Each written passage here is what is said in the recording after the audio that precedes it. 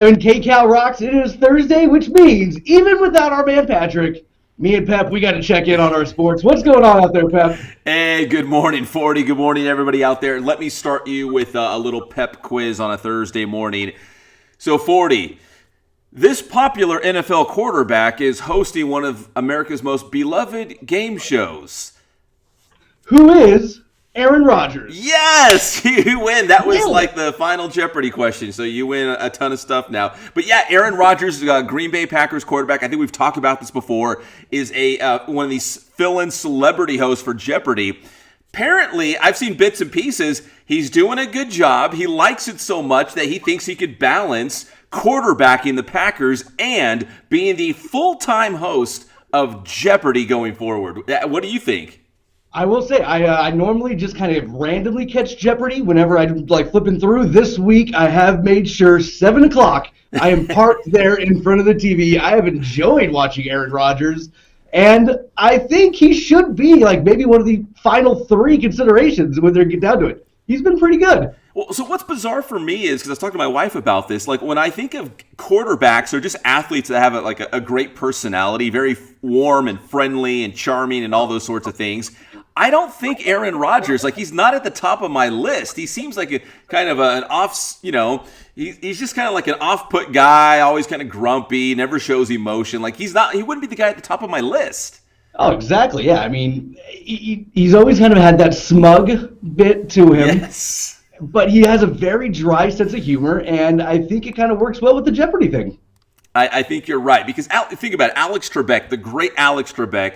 He never really showed a whole lot of emotion. He didn't make fun of the contestants when they got an easy question wrong. You know what I mean? Like he just kind of played it right down the middle. And, Yeah, I mean, and that's Aaron Rodgers.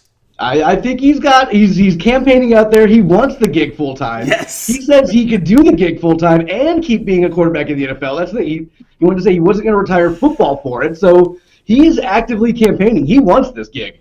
Yeah, he wants to do both. So who knows? Stay tuned. He's one of many celebrity guest hosts. So Jeopardy will have to make a decision at some point. But right now he's doing a good job, and I think he's in the mix going forward. I would say of the NFL players, probably the best representation to get out there on Jeopardy. Absolutely. All right, 40. Let's talk a little bit of golf. And listen. Okay. We have the Masters teeing off this morning at Augusta, and obviously this is probably the premier golf tournament in the United States. It's a big deal, but even when Tiger Woods is not at Augusta playing in the Masters, he still has the headlines, and obviously whenever he's in a tournament, everyone's watching him, and here, golf is thinking, okay, we got the Masters this week, people are going to be excited, golf is back, blah, blah, blah, blah, blah. It's still Tiger Woods because the results of the investigation of why he crashed were published. It just happens to be this week of the Masters, of course, but Right. it was excessive speeding, and it sounds like nothing else. Yeah, I mean, they say he was full bore on the gas pedal, zero pressure on the brake.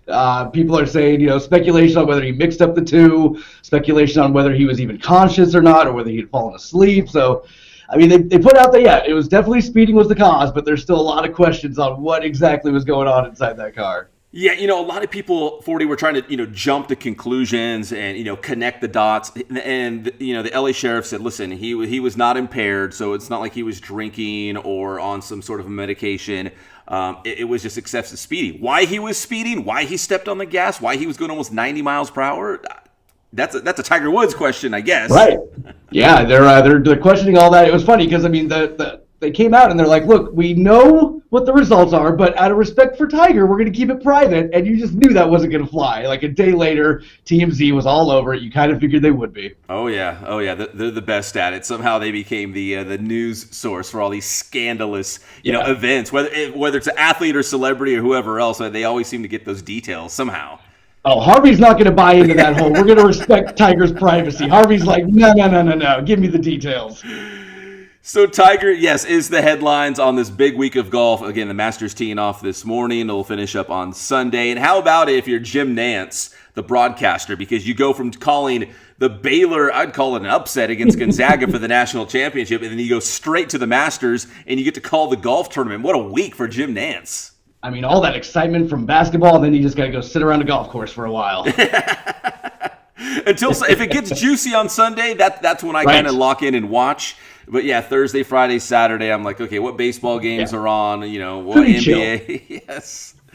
Hey, speaking of baseball, let's go to baseball right now, 40, because the Dodgers will finally have their home opener. It's coming up this Friday. They will take on the Washington Nationals, and I bring this up because they are going to allow fans, because we talked about this, the state of California, beginning April 1st, you could have fans at outdoor stadiums, and they're going to allow 15,000 fans in Dodger Stadium. But it's going to be different. You got to wear masks. You're going to order your food and beverages, mobile order. You're going to do it online, and you have to go pick it up. But still, fans at Dodger Stadium. Baseball is back in Southern California, and the Dodgers are off to a great start. The Dodgers actually reached out to us here at KCAL and wanted us to get a message out there for the fans who are going to be attending the game. It's been a while. You haven't been there in a while. Knives and guns not permitted. Sorry, Dodgers fans. That's still in effect. Yes, still.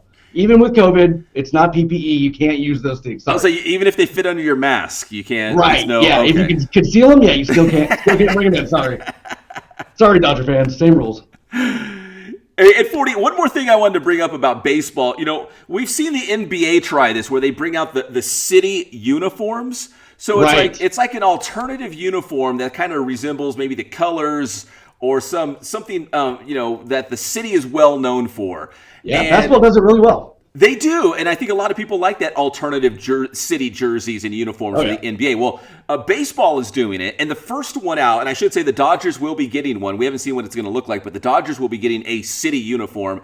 But the Red Sox were the first one out, and baseball purists were so upset because the Red Sox jerseys and uniforms have no red on them at all. They're like blue and gold, and I guess it's supposed to reflect the colors and the theme of the Boston Marathon. Let me tell you, the Eagles did this maybe 10 years ago or something like that. They tried to do a throwback, and instead of like that bright Kelly green that the fans loved, they went all the way back to like their original throwback of yellow and blue. And it was the ugliest color scheme ever. It had nothing to do with our current team, and it was just terrible. Sounds like the Red Sox are making the same mistake.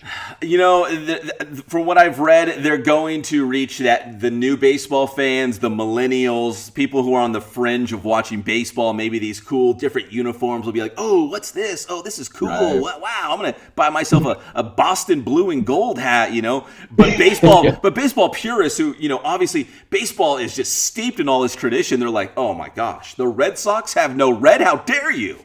Usually if baseball purists are upset, I'm okay with that. So Dodgers, I'm thinking like Dodgers, what would a Dodgers uniform look like? Would it be like maybe the Hollywood sign? Would it be like maybe like they're blue and brown like for beaches, like water and sand? Like SoCal with it, man. Make it palm trees. Make it like the Walk of Fame, Hollywood. Yeah, that'd be cool. Yeah, so there's a lot to work with in Los Angeles, and I think Boston was having a hard time. Like, what are we going to do here? But blue and gold if you're a Red Sox fan. Or maybe Dodgers pay tribute to the greatest living baseball player there is right now, and they go with a Shohei Ohtani jersey. Oh, gosh. Dodger fans would freak out. How dare you doing the Angels for the Dodgers? Come on, the chosen one. He is that good, though. He is that good. Pat, we will check back in with you on Monday morning. Tell them how to get your stuff. Hey, thanks, 40. It's Inland Sports, talking high school football. We got a couple more weeks of high school football in the Inland Empire. So check us out on social media, Inland Sports, and the Inland Sports YouTube channel. Check it out. Thank you, Pat.